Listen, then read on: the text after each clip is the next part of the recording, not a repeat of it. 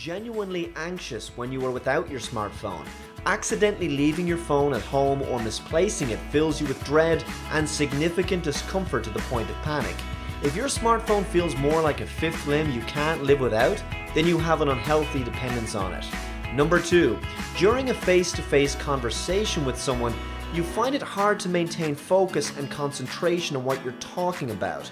You lose eye contact all too easily with them as you zone out and start thinking about checking your emails, Facebook notifications, or seeing if somebody has left you a message.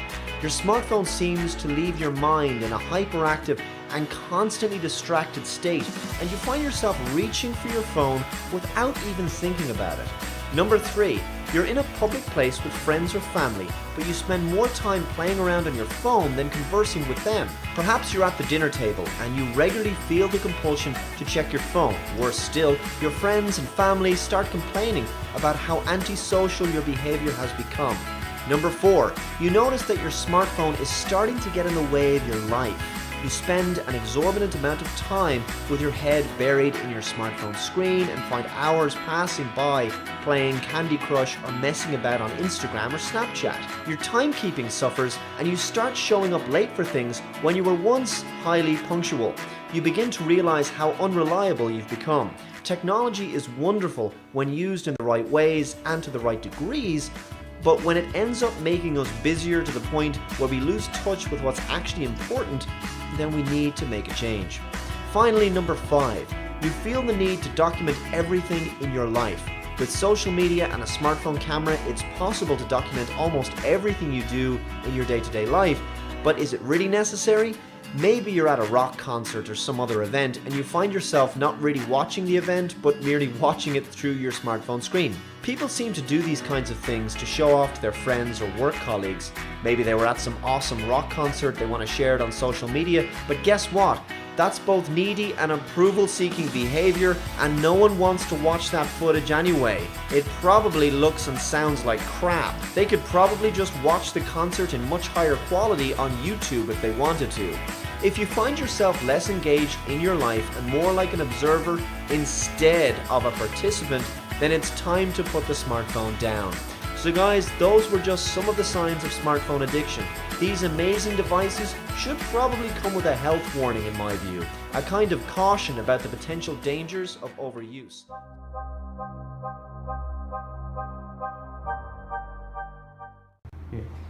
Hey, good morning, Dr. Koh. Okay, please have a seat. So I'm the representative from the National University of Malaysia. So today we are having Dr. Koh here. He's the specialist from Hospital Kuala Lumpur. So hi, doctor. Okay, so today our topic will be on smartphone addiction. So my first question, doctor. So what is the definition of smartphone addiction? Smartphone addiction, in simple terms, it means that somebody is over relying their phone.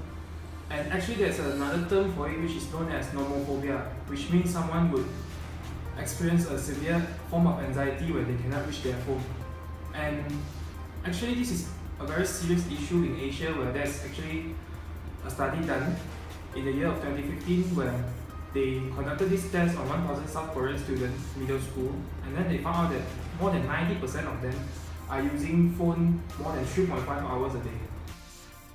Okay, so for our second question, what are some of the pros and cons for smartphone invention?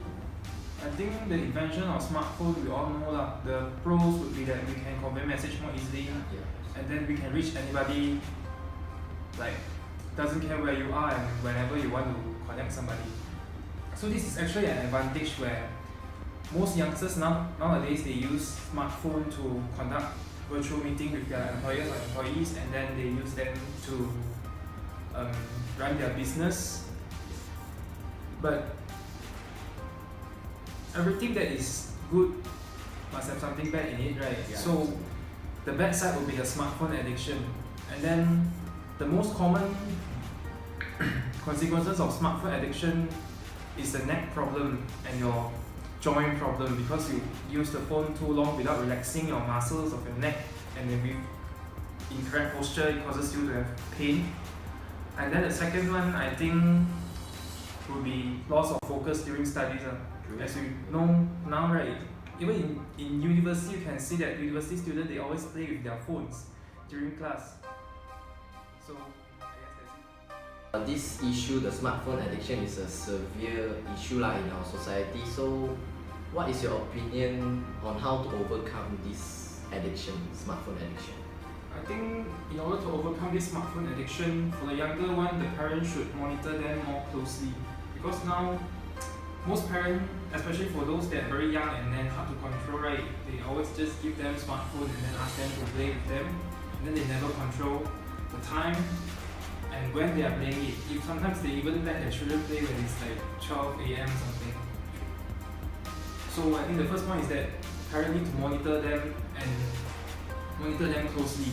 And then secondly is that individually for teenagers and adults, they need to try to control themselves by implying a restriction for the time of using smartphone. If they find that there's difficulty to do this, there is actually multiple programs online which can help them. They suggest a lot of steps which are easy to follow.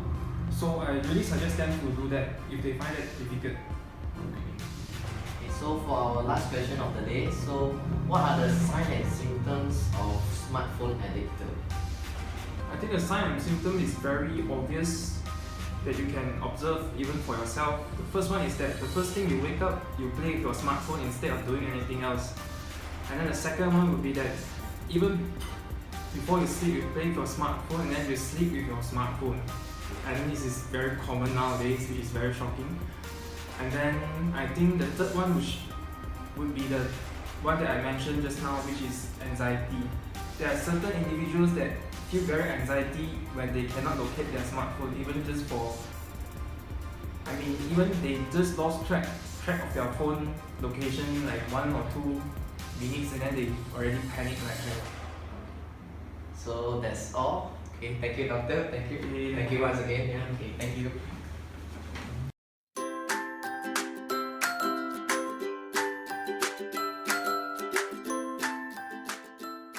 Roughly about 4 to 5 hours. 3 to 5 hours. 5 hours. One day, roughly 3 to 4 hours. Okay. 5 hours. Approximately 3 to 4 hours. Yes. I think about 4 hours. 4 hours plus. Okay.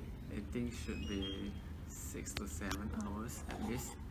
I think I spent about 12 hours on my phone.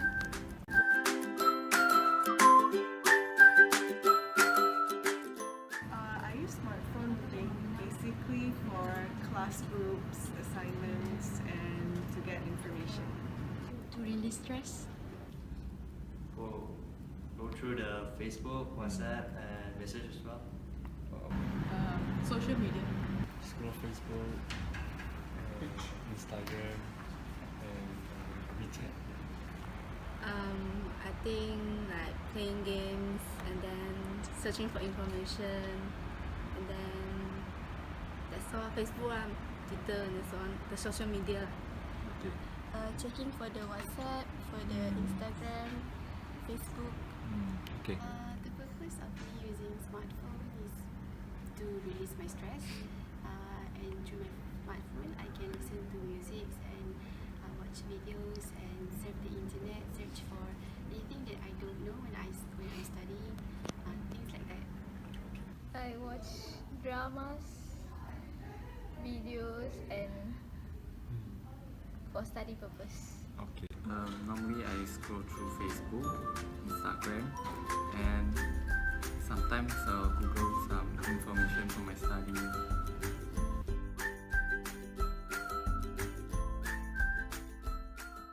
No. 24 hours. Yeah, I can actually. Okay. 24 hours. 2 hours. No. I would die without smartphone for 24 hours. Okay. Do you? I think I cannot survive without my phone, but since 24 hours is not that long, well, I don't know. Okay. No, I don't think so. I don't think so. Of course not. Yes, I think I can, because other than smartphone, I still have other gadgets.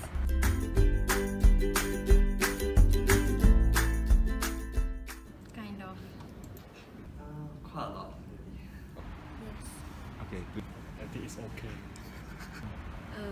For now, I think it's still okay, except for weekends. Yes. No. Okay. Yes, actually I should spend more time to study but not on my phone. No. Not really. Not really. Do you?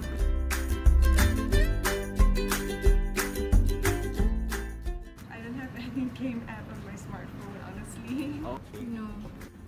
Yes. No. Yes. What game is it? Candy Crush. Yes. What game is it? Sometimes I play game like running game. No. No. Question first.